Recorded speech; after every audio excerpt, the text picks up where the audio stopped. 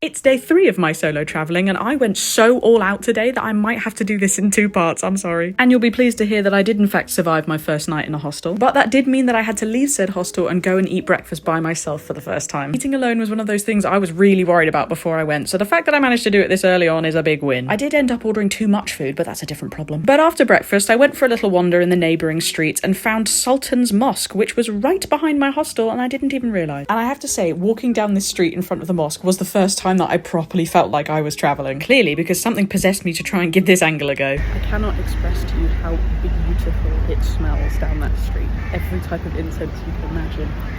In all seriousness, the mosque in the sunshine was absolutely beautiful, and the surrounding area matched that beauty, in part because of these wonderful murals on the side of the buildings. I continued my wander around Singapore, which I quickly realised in the blazing heat was not my best idea. So I ended up jumping into a shopping mall literally for the aircon and nothing else, but I had a little bit of a wander around and found this fountain right in the middle of it. It was called the Fountain of Wealth, which already sounds like something I want to be a part of, but I saw that you could walk right into it, and in the blazing heat, that sounded like a nice idea. So I found myself on a bizarre little detour stood in the middle of a fountain. And as detours go, this one was a very refreshing one. I did see a lot of other people walking around the centre section and I decided to join in because I thought this must have something to do with the wealth part of the fountain. But after that cooling detour, I did wander on and saw this little turtle friend, but more importantly, I got my first glimpse of the Marina Bay Sands, and this was a bucket list moment for sure. And although this was exciting to see from here, this definitely spurred me on to keep walking through the heat and get to the bay so I could see it up close. I know travel TikTokers make travelling look absolutely glamorous, and I am by no means a travel TikToker, but I do want to be abundantly honest with you. Every inch of my shirt is wet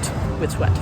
Just thought you should know. So yes, I was slick with sweat at this point, but it doesn't even matter because I made it to the bay and this was so surreal. This was a little bit of a pinch me moment to actually realise I was stood in Singapore in the bay looking at the Marina Bay Sands. My younger self would be losing her mind right now. I'm so sweaty, it's ridiculous. Just your reminder that even though I'm stood in somewhere that looks like a postcard, I am still overheating and sweating my arse off. And as much as I could have stood on this bridge forever, I did want to get across it so that I could go and say hi to the Merlion. For those not in the know, it is quite literally what it sounds like, a mermaid lion statue. And I can confirm he is even more glorious up close. But after my brief encounter with the Merlion, I found another 7-Eleven and mercifully some aircon. And I am an absolute sucker for the 7-Eleven onigiri. Not 100% sure I said that correctly, but I found some mango-shaped ice creams and these were entertaining. I was fighting the packaging to get into this thing, but once I did eventually get to it, holy hell on a stick, this was magnificent. And my next stop after lunch was the thing I was the most excited to do, but I actually can't fit it in this video, so you'll have to see it in part 2. Okay,